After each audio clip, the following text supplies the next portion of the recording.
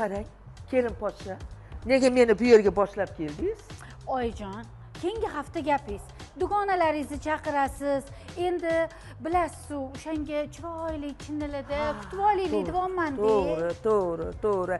Haligi dushmanlarim alamidan kuyib o'lsin degandek bo'lar ekanda. Endi oyijon bilasiz-ku, bamalarni qarang. Mamamga shokoladlarni solib qo'ysak. Voy, shunaqa chiroyli turadi. Menga qarang, kelin poshsha. Mana shu yerga kelib mening fikrim o'zgardi. Bilasizmi nimaga? Nimaga oyijon? Yaqinda qiz nevaram bo'yi yetib qolyapti, to'g'rimi? Yana yilga 18 ga kiradi, to'g'rimi? Ha, endi eshikli uy, sovchi keladi, ketadi. Shunda sarpolariga mana shu yerdan olsak nima dedingiz? Tasavvur qiling, qiz nevaram mana bu yerga chiroyli qilib nevalarni so'sa, mana bularga chaqchuqlarni so'sa, shirinliklarni mana bularga to'ldirib qo'ysa, adras ko'ylaklarda yelib, yugurib, qarindoshlar kelganda, qo'shnijonlar chiqqanda xizmatlarni qilib yursa. Oyijon, hozir biz birinchi sizni gapingizga olamiz.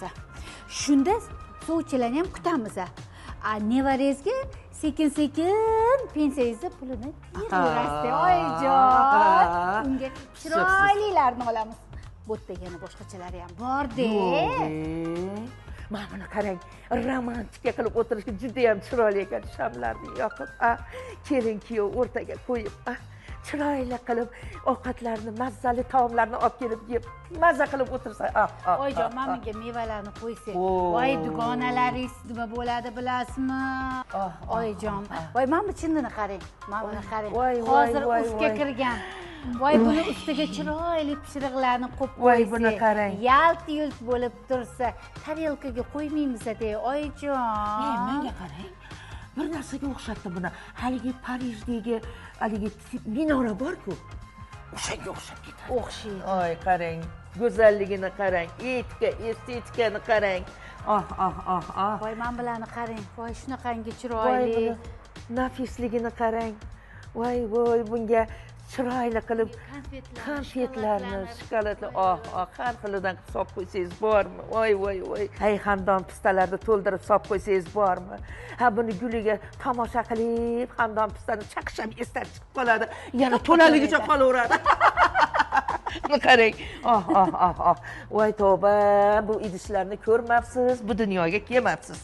Buni qarang. Voy tavba. Menimcha mana bu tort qo'yadigan bo'lsa kerak. Xuddi shunaqa oyijon. Voy tavba, voy shunaqasi ham qarang, shokildoli, chetlari shokildoli. Voy tavba. Lustraga o'xshaydi. Qarang. Oyijon, endi qayta choy damlab olib kiravermayman-da, dugonalaringiz bilan bemalol mazza qilib gaplashib o'tiraverasiz. Men esa mana bunaqa choynaklarda issiqqina bitta damlab qo'yaman, choynaklarda turaveradi. Voy, buni asalligini.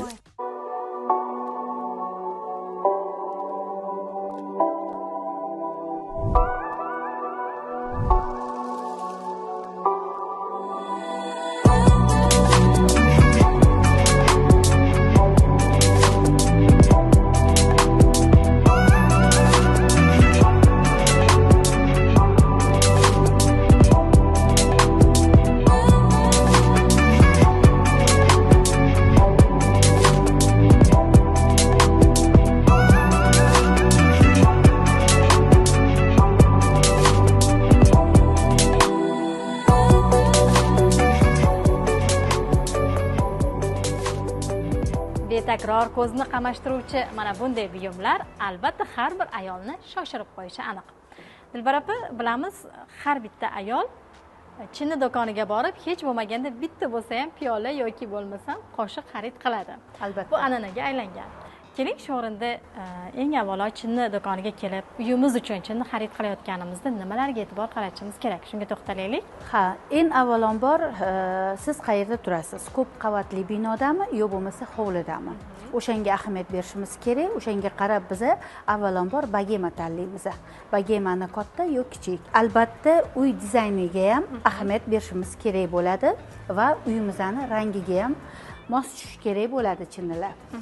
Avvalambor bagema tanlab olamiz va undan keyin yoniga servirovkalarni tanlaymiz. Demak, birinchi bo'lib bagemalarni olishimiz kerak, so'ngra esa mana bunday servirovkalarni xarid qilishimiz kerak bo'ladi, to'g'rimi? Shunga qarab chunki rangiga uyg'unlashtirishimiz kerak. Rangiga uyg'unlashtirish kerak bo'ladi. Shunga qarab qoshiq vilkalarni ham xarid qilamiz.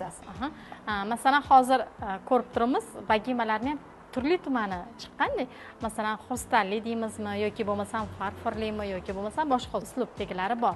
Endi hammani hidida har xil. Misol, men o'zimga xrustal yoqadi. Azaldan. Endi hozirgi paytda xrustallaga chetlariga yorqin zarlar berilyapti, tilla rang zarlar berilyapti. Mana bunaqa xrustallar olsa, juda ham hamma uyga moslashib ketiladi. Bunaqa xrustallarni, bunaqa rangli xrustallar, bagemalar umuman uyni rangini, dizaynini tanlamaydi. Xohlagan payt uyingizni boshqacha ta'mirlasangiz ham bemalol xrustallaringiz tushib ketaveradi. Dilbar opa, keling, mana bagemalarni, chinnilarni xarid qildik. Ularni to'g'ri ishlatishimiz uchun, bizga uzoq vaqt xizmat qilish uchun nimalarga e'tibor qaratishimiz kerak? Albatta, sifatiga e'tibor berishimiz kerak. Ranglari o'chib ketishi kerak emas. Zar ayniqsa, mana bu tarelka, piyolalarni zarlariga ahamiyat berishimiz kerak bo'ladi. Yaxshilab quyma zarlilar umuman mutlaqo o'chib ketmaydi. Shu narsalarga ahamiyat berish kerak bo'ladi. Chunki ayrimlar men xarid qilgan chinnilarga endigina 1 yil bo'ldi, lekin zarlari o'chib ketibdi degan fikrni ham bildirishadi, ya'ni norozi bo'lishadi. Aynan xarid chog'ida, demak, zarlariga qanday chizilgan, ularga e'tibor qaratishimiz kerak. E'tibor qaratish kerak bo'ladi va mutaxassis bilan ozgina mutaxassis bilan ham maslahatlashib xarid qilgani yaxshiroq. Dilbar opa, tozalashdachi bularni ham o'sha yuvish vositalaridan bemalol foydalansak bo'ladi? Bemalol, agar chinningiz sifati yaxshi bo'lsa, bemalol yuvish vositalarida foydalansangiz bo'ladi.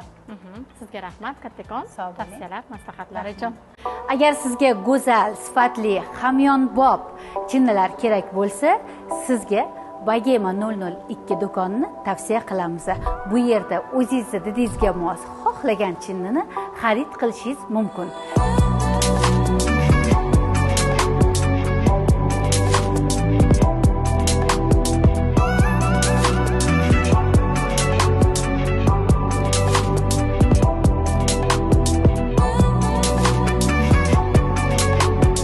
Chinnilarimiz Xitoy, Chexiya, Turkiya, Italiya va Dubaydan keltirilgan.